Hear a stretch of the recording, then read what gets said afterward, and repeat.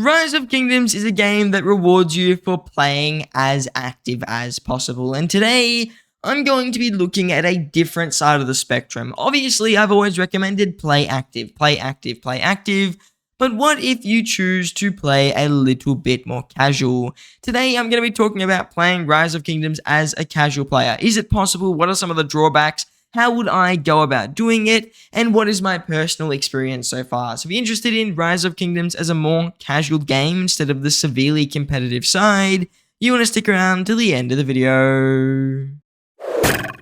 Now let's quickly go over the first key aspect, I would say, to this video, and that would be playing as a casual player. What does it actually mean? And I think the first thing to go over is the first key aspect, and that is how long do I think a casual player plays? Anyone I would say that plays under an hour a day, maybe about under 45 minutes a day in total, is probably a casual player. If you're not playing every single event that comes out, maybe you're not doing all the smaller events. So let's say right now, maybe Race Against Time, you might not do it just because the rewards are a little bit meager. I'll probably end up doing it, but you might not do events like that. You might not be too focused on Mightiest Governor. You'll miss stuff like the kill event and things in normal times, like just the home kingdom. All of that, I would say, is relatively casual playing. So you're not fully looking out for every single event. You're not getting every single possible reward. You maybe do your daily missions or objectives once every 2 to 3 days. Stuff like that, I would say, is relatively casual. Logging in at least once a day definitely is a guarantee. If you're not doing that, then it's just completely different. But if you are logging in at least once a day, you're playing maybe 30, 40 minutes max, that is probably what I would call a casual player. Of course, in KVK, etc., you'll end up playing more. That is just natural. But when it comes down to just playing the game in general, 30, 40 minutes, I would say, is relatively casual overall. So now that we've kind of decided what a casual player actually is, I think we should go over a couple of the drawbacks that do come with it. And I've personally moved away from playing a lot more competitive and very active towards a more casual playstyle. And I think that I've underestimated how much Rise of Kingdoms does allow you to do without being 100% active all the time. I used to play the game for maybe like 2-3 hours a day, I would say, in the off season, which obviously is a lot more than I'm going to be doing now. And I'll be fully honest, my account is relatively similar around this same point. The amount that I play now maybe means I get around 10 to 15% less value overall than when I was extremely active. Now, of course, that 10 to 15% value would add up, and I would definitely end up behind a lot of other accounts who are willing to spend that extra time playing the game. But for me personally, I'm willing to make that sacrifice. Sometimes, though, the value loss could be even bigger. If I'm not playing anywhere near as much, then I could be, let's say, losing 30 to 40% of value that I could have gotten if I was playing the game extremely active. And I think the main thing I lose out on is resources. At the moment, I don't have a big issue with resources because I couldn't spend them all down in my last KVK, and I'm going to migrate soon, so I'm just going to give them away. But when it comes down to it, I noticed that when I move towards casual playing, I'm not sending my gatherers out nearly as much. I'll log in like twice a day, once in the morning, once in the evening, and that'll pretty much be about it. So I'll send gatherers like twice, 3 times if it's a really good day. And to be fair, I'm really bad with gatherers. I always forget. If you see the amount of resources I've gathered, it's like abysmal. So do keep it in mind, I'm not the best example for gathering resources. But to be fair, I would say that overall, it comes down to an aspect where you are losing a bit of value if you're playing casually. But that being said, it is enough to still keep an account that runs pretty well. My account is still getting all of its gold heads. My gold head gain is only down a little bit because I've missed a few Ark of Osiris, but I've still managed to get 400 gold heads after expertising Shajar probably around a month and a half, almost 2 months ago. So when it comes down to it, casual playing does have a bit of drawbacks in terms of you're going to lose some value. You can compensate this with spending a bit of money, and I'll talk about that later, but it does mean you're going to lose a bit of the free-to-play lower spender value. A lot of events might just be too time consuming if you're doing a lot more casual playing. So stuff like Champions of Olympia, I don't do. Sometimes Ark of Osiris, like I said, I will miss, but often you'll notice casually playing, you can still do the majority of events, though you will eventually miss a few things every here and there. Now, the next thing I think we should talk about is how would I recommend going about casually playing the game, and who would I recommend it for? Well, first of all, if you're in the holiday season, like let's say you're off work or you're off school, whatever it may be, you probably don't really need to worry about playing casually. You definitely have a lot more time under your belt to play the game if you want and get that extra bit of value. But for people like me who find that the game is not at the moment, Rise of Kingdoms at least is not at the moment the main priority in their life, and for most people it probably isn't, you will most likely notice that you don't have as much time to play the game. And I have personally seen this as I've moved towards my final year of exams, and I think that the best way to look at it is playing the game in a more efficient manner. Rather than logging in and doing everything possible, logging in and doing majority of what you would normally have to do really quickly. Having some sort of a process to get everything done. So for example, if I log in, I'm going to kill a bunch of barbarians. I don't really do barbarian forts because they're too time consuming. Even though they do give better rewards, I don't have enough time to sit and wait for all the preparing stuff. So I generally don't do those. I log in, kill a bunch of barbs. I will look at if there's any good events going on, like Race Against Time I'll end up doing tonight. And I'll go through and I'll do some of the other stuff here.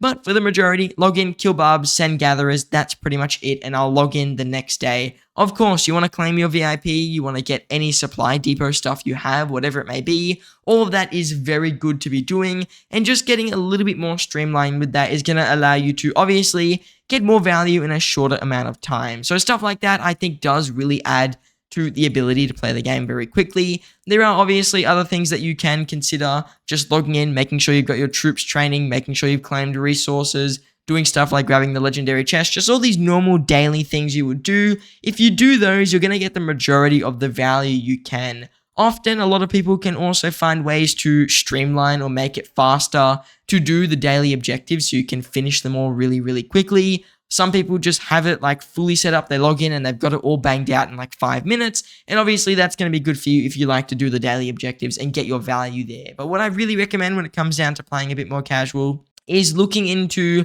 doing stuff in a way that's just more quick and more efficient than you previously would. No dilly-dallying, no chatting in alliance chat, stuff like that. You would rarely end up doing that. It's pretty much just log in, send gatherers, do whatever you need to do, and then just pretty much instantly get off the game. That would pretty much be that's at least what I'm personally doing right now, and it has worked for me. I would say that my version is definitely a lot less time than a lot of people. If you do have that half an hour, 45 minutes, then you can just like log in, do a little bit of events, send out your gatherers, maybe talk in alliance chat a bit if you want. All of that is certainly still possible. And I think that it is still something that you can do. It is more just if you want to be as time efficient as possible, you pretty much log in, gatherers, kill barbs, and that's it. So that would be definitely some form of a way that this can be done. Other things that you can consider, making sure you go for bigger level resource nodes because you may not be logging in as much. So going for obviously the alliance load.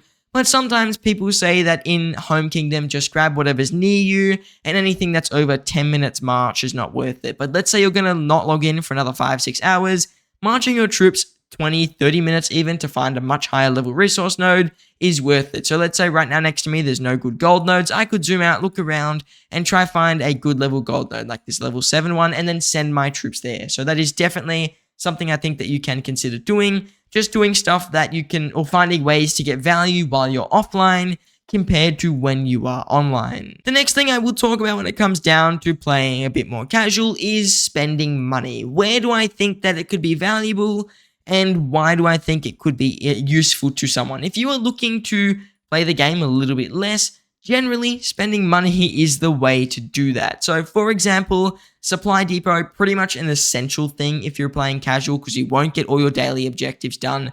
You won't be able to get as many barbarian kills. You won't be able to do as many events. Therefore, you're going to get less gems. So make sure you have 30-day gem supply. It's pretty much a guarantee. But you have to keep in mind as a free-to-play, you're not going to be able to do a lot of the stuff. Casually, you need to play a little bit more grindy. But for people who are willing to spend money, 30-day gem supply is really good value. It doesn't cost too much. Over the course of a year, it's going to cost you, I think it's close to like 90 Australian dollars. That's like 60 US dollars. So it's not too bad. It's a bit pricey, but it's not too bad.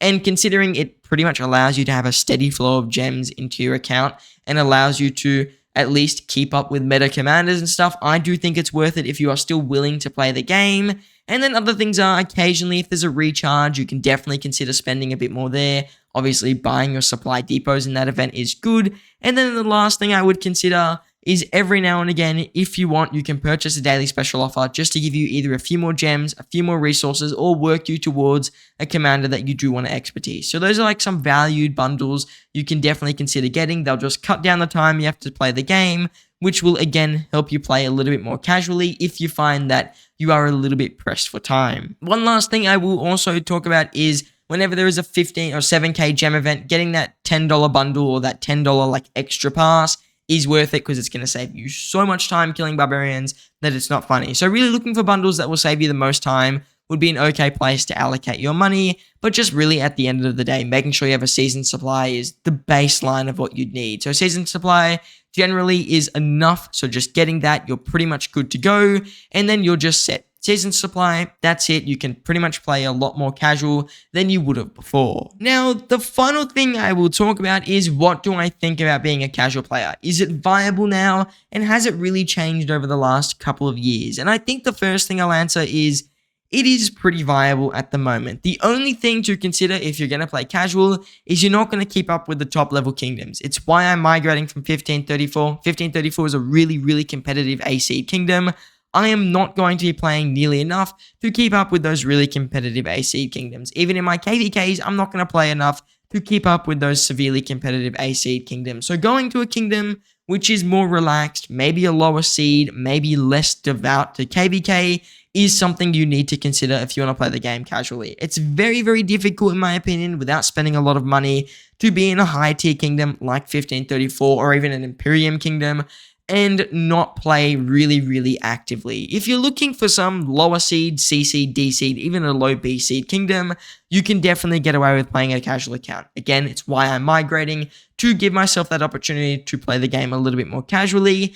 And I think that nowadays it's even easier to do so. Lilith has announced there's a pretty good chance we get resource returns after a KVK. That's definitely going to be very useful because if you're playing casually, the biggest drawback is resources. There's dead troop returns, which never used to exist. They didn't exist at the release of KVK. They've been around for a while, but those definitely do help. There is now higher level barbarians in the home kingdom. Again, that's just going to help. Higher level resource nodes, that definitely helps. And we've been noticing a lot more variety of commander releases. Now, a lot of commanders constantly coming out, not always the best thing, but if you're playing casual, it can be really good for you because it means if you miss a meta commander, there's probably another meta commander coming very soon that you can pick up and it won't be too big of a deal for your account. So as long as you keep up collecting your daily gold heads and doing stuff like that, you can generally say that you'll keep up with the current commander metas, especially if you're focused in on one or two troop types.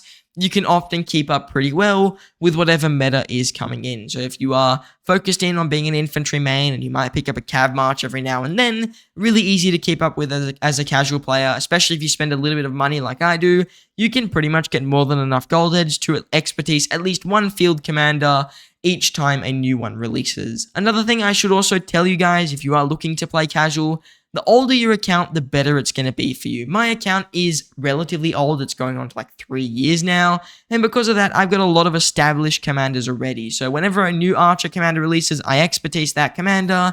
And then I'm pretty much just good to go from there. So being able to expertise one or two commanders over the course of a year is really achievable, really reasonable. And you can do that without being extremely proactive in the game. Especially if you buy recharge bundles and you buy hunt for histories every now and again. You're going to get more than enough gold heads every year. Doing Ark of Osiris, doing your normal logins, you'll get enough gold heads. Even just being VIP 16, you get enough gold heads to expertise like 1.5 commanders, which is amazing. So just being able to do that each year will help you expertise just 1 or 2 commanders, and those commanders will keep up with the current meta. Not to mention, equipment is a passive thing. You don't really need to do much for it, just spend some gems every now and again. And if you've got a developed account like mine, your equipment is probably set up to a pretty good degree. Like, I plan to do a bit more crafting, but after that, it's just refining, and that is really easy to do, and it's not something I need to heavily focus on. So, the older your account is, the better it's going to be for you. So if your account is 3, 4, 5, 6 years old, it means you can play a little bit more casually. It also does help that if you're playing more casual for a short period of time, if your account has a ton of kill points and it's much older, mine obviously not a ton of kill points, but it is a little bit older, so I've got slightly higher kill points than a lot of younger accounts. If I do play a bit casually and I get a few bad KVKs, maybe in a year of bad KVKs, my kill points should still be relatively high, which would allow me to get a good kingdom if I decide to come back into being a really competitive player. So keep that in mind. If you've got an older account with really good stats and you choose to take not really a hiatus, but a small break where you don't do as much fighting in KVKs, definitely having an account with stacked stats can certainly help you. Also, having an account with lower power will help you. I plan to drop a ton of power in my next KVK. I'm just going to kill absolutely everything, mainly because lower power, lower requirements definitely would be useful for me. So less power, less requirements from the kingdom. Obviously, that means less time you need to devote to fighting in KVKs, especially if you do have a really busy period. So if you're having, let's say, for me, my exams, if my HSC exams are on and there is KVK, I'm not going to get a single day of fighting in. So keep that in mind. When it comes down to it, you can drop power. That will certainly help you. So when it comes down to fully going as a casual, the best way to do it, spending a bit of money definitely helps, but being a low power player with an older account in a less competitive kingdom would be the 4 key criteria. And then from that point on, and I would say it's really easy from there to be some form of a more relaxed player who's not fully focused in on playing the game. And it makes the game a little bit more like other mobile games. Maybe if you played Clash of Clans, for example, where you don't need to devote so much time to it. Because as an example, again, with Clash of Clans, you can do really, really competitive clans who do clan wars every single day, and you have to constantly be online for that. Well, not constantly, but you have to be online a lot more often. Or you can just play like the guy who maxes his base within 65 years because he just logs in once every couple of days. And that's certainly possible with Rise of Kingdoms. Obviously, you have to log in at least once or twice a day. But other than that, you can get away with playing as a relatively casual player in the game, especially with an older account. Now, if you enjoyed today's video, I just want to ask you guys to tell me what do you think of playing as a casual player. I've only been playing casually for a little bit of time now, maybe 2, 3, 4 weeks. I have been gradually reducing the amount I play over the course of like a year or two, about maybe about a year. But I would say that when it comes down to it, I've noticed a small difference in my account. I mean, my KVK performance is very lackluster, and that's just because I haven't played as much. But people who can allocate a bit more time to KVK, I think playing casually is definitely within the realm of possibilities, and it is very reasonable. So if you play more casual, do tell me A, some of your tips and tricks. I want to improve my own casual playing. And B, what do you guys think? Is it viable? Do you think that it's not viable? And do you think that Rise of Kingdoms is in a current, at least good position for you to play the game a little bit more casual? Other than that, I just want to say I thank you all for watching, and I hope to see you in the next one.